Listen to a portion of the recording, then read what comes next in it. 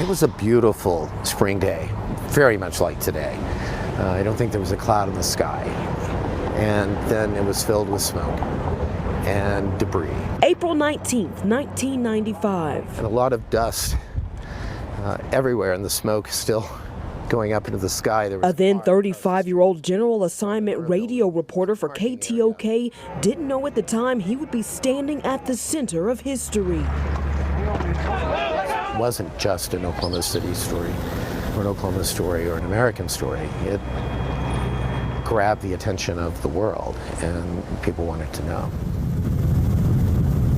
He was supposed to report on a normal story. Instead, by the end of the day, he was telling people as far away as Australia about a domestic terror attack. He says he'll never forget his drive to the scene and the moments that followed. Turned on to, I think, Sheridan in front of the Oklahoma City Fire Department, I think it's Station 1.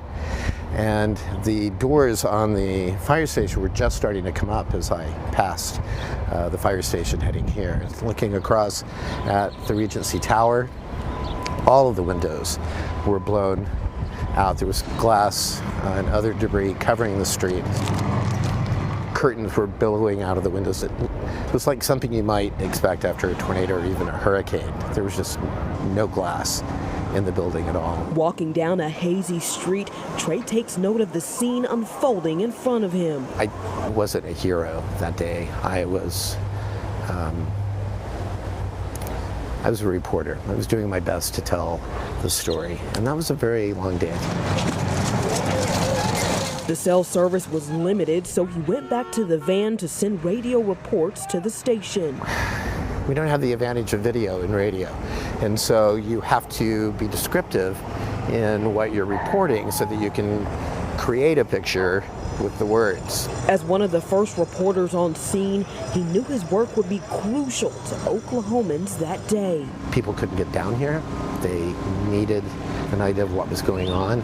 Once TV arrived, they had video pictures, but until that happened, all they had was radio and the descriptions that we could provide. The destruction, as you've probably seen, is unbelievable down there. It looked like a war zone. We were able to share the story of the Murrah Building across the world that night. I did interviews with commentators and DJs, really, in Australia and New Zealand.